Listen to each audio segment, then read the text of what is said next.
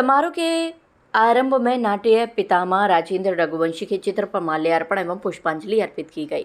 स्वागत कथन आत्मकथा पुस्तक नाट्य पितामह राजेंद्र रघुवंशी के जीवन का आईना है। राजेंद्र रघुवंशी जीवन संघर्षों के बीच किन परिस्थितियों में बड़े हुए, उन्होंने उस दौरान जो रास्ता चुना, उस सामाजिक राजनीतिक जीवन का परिदृश्य पुस्तक में चरित्र है, जिसने उनके व्यक्तित्व को रूप दिया, जिसका प्रतिफल हमें उनके लेखन, पत्रकारिता, सांस्कृतिक और सामाजिक क्रियाकलापों में दिखाई दिया है। ये सब रघुवंशी जी की गंभीर वैचारिक पृष्ठभूमि के अनुरूप ही ढला था। ये सब विस्तार से पुस्तक में दिया गया है। ये बातें स्वागत कथन पुस्तक की प्रस्तावना प्रस्तुत करते हुए संपादक डॉक्टर ज्योत्सना रघुवंशी ने इस पुस्तक के लोकार्पण समारोह में कही। Doctor B.R. अम्बेडकर विश्वविद्यालय खंडारी परिसर में स्थित सभागार में ये भव्य आयोजन शिक्षाविद प्रोफेसर कमलेश नागर की अध्यक्षता में संपन्न हुआ।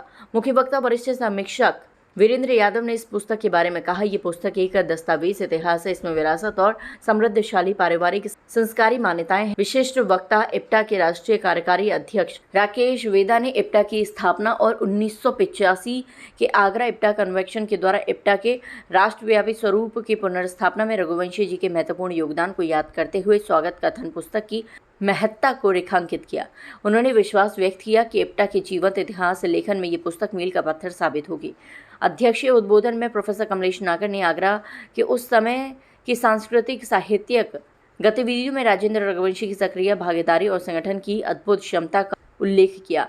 आपने अनेक संस्थाओं के उल्लेखनीय आयोजनों की चर्चा की। प्रारंभ में आगरा इप्टा के कलाकारों ने संगीत निर्देशक परमानंद शर्मा के निर्देशन में राजेंद्र रघुवंशी के लिखे गीतों का प्रभावी गायन किया। बांदक तू तूफान बवंडर नाटक नहीं रुकेगा, लांगुरिया गीत वारी जोगनिया तेरे लांगुर को चिरैया लेकर उड़ गई।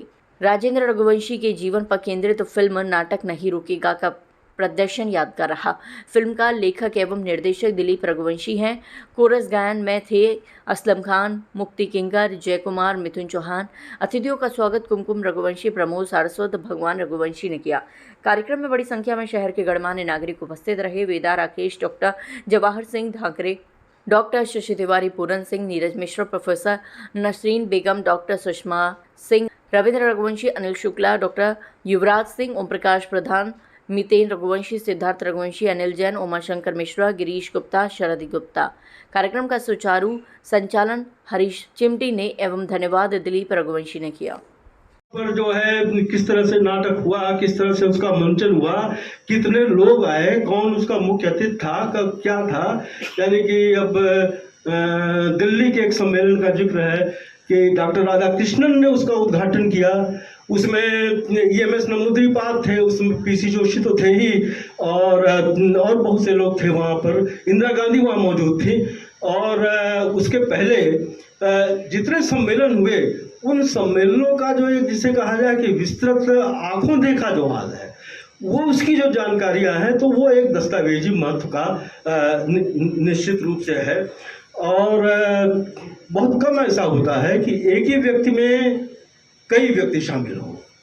तो रघुवंशी जी में जो है कई व्यक्ति शामिल थे, यानी एक संस्कृत कर्मी तो थे ही, वो एक प्रतिबद्ध कम्युनिस्ट थे, एक ट्रेड यूनियन में भी काम करने वाले, यानी आगरा में जो चर्मकार हैं, जो जूता कारखाना है, जो जूते बनाने वाले थे, उनके बीच में भी उनको जो है उनकी यूनियन बनाना, उनके बीच जाना, और उनके कारखाने में, यानी कि फरारी के दिन थे कम्युनिस्ट आंदोलन के, उस दौर में उन्हीं के कारखाने में सो जाना, उसी चमड़े के बीच में। तो ये सारे ये इस समय वर्णन है। और गर्म हवा फिल्म का एक हम लोगों ने अंश देखा ही।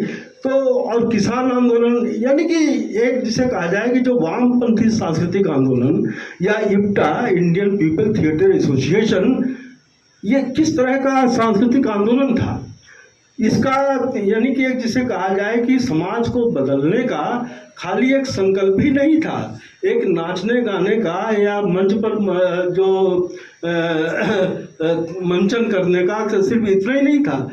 जहां आंदोलन वहां पर इप्टा, वो किसान का आंदोलन हो, मजदूर का आंदोलन हो या दूसरे आंदोलन रूप में आई है।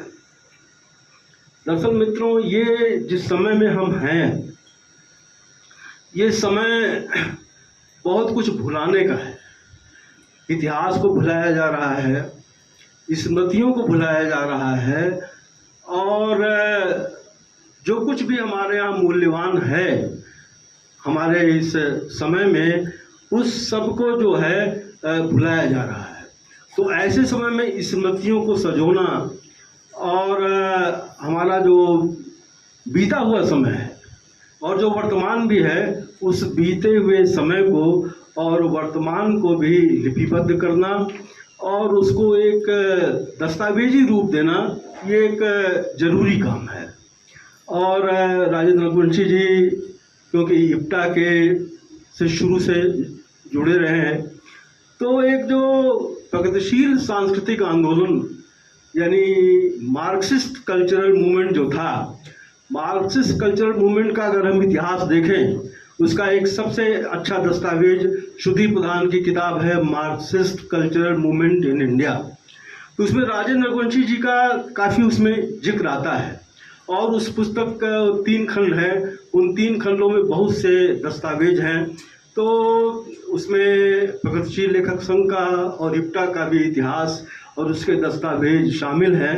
लेकिन इस पुस्तक में जो दस्तावेज शामिल हैं, तो मैं समझता हूँ कि इस पुस्तक में उन दस्तावेजों के माध्यम से वो पूरा जो आंदोलन था वो जीवंत रूप में हमारे सामने उपस्थित है।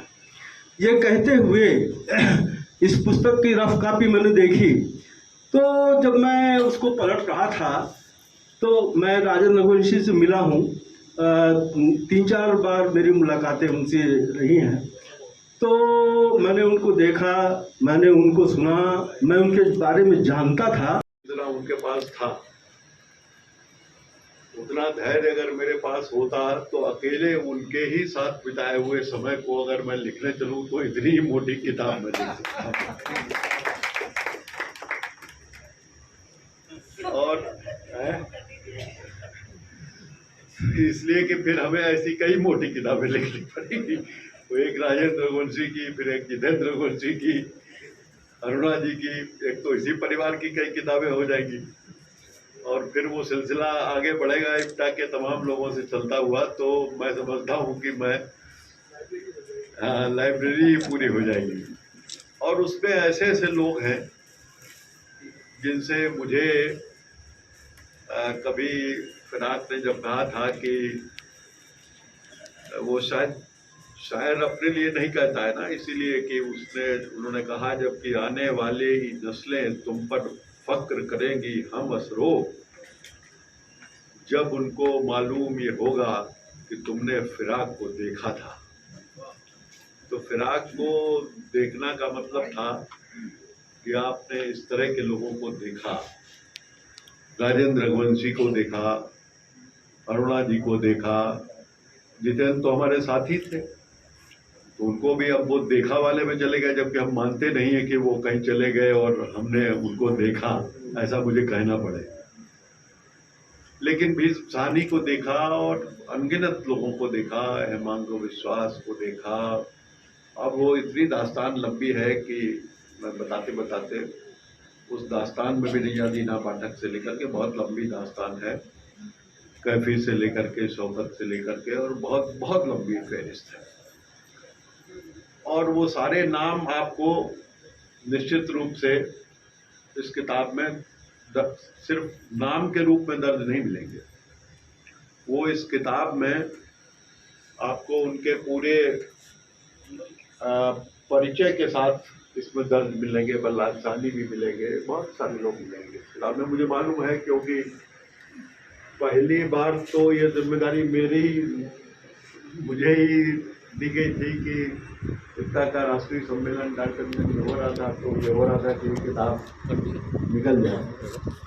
मैंने उन सारे पन्नों को पढ़ के मैंने कहा कि मेरे बस का फिलहाल तो नहीं है, क्योंकि मैं बहुत व्यस्त था उस वक्त। और फिर वो पढ़ा रहा और फिर बाद में ज्योत्सना जी को मैंने बहुत अनुरोध किया। उन्होंने कहा रे भाई मैं ही इस काम को करूँ अपने पिताजी का। तो उन्होंने कहा पिताजी के रूप में मत करिए इसको, आप एक निष्प्रय भाव से एक संस्कृत कर्मी के रूप में, एक संस्कृति कर्मी के, लेखक के, एक ऐसे व्यक्ति के, मतलब मैं आपको पूरी ईमानदारी से कह रहा हूँ, मैं नाटककारों से मिला हूँ बहुत बड़े बड़े, मैं संगीतकारों से मिला हूँ बहुत बड़े बड़े, मैं निर्देशकों से मिला हूँ बहुत बड़े बड़े, कोई ऐसा, मैं फिल्म अभिनेताओं से लेकर के रंगमंच के अभिनेताओं से मिला हूँ, पत्रकारों से मिला हूँ, मैं खुद।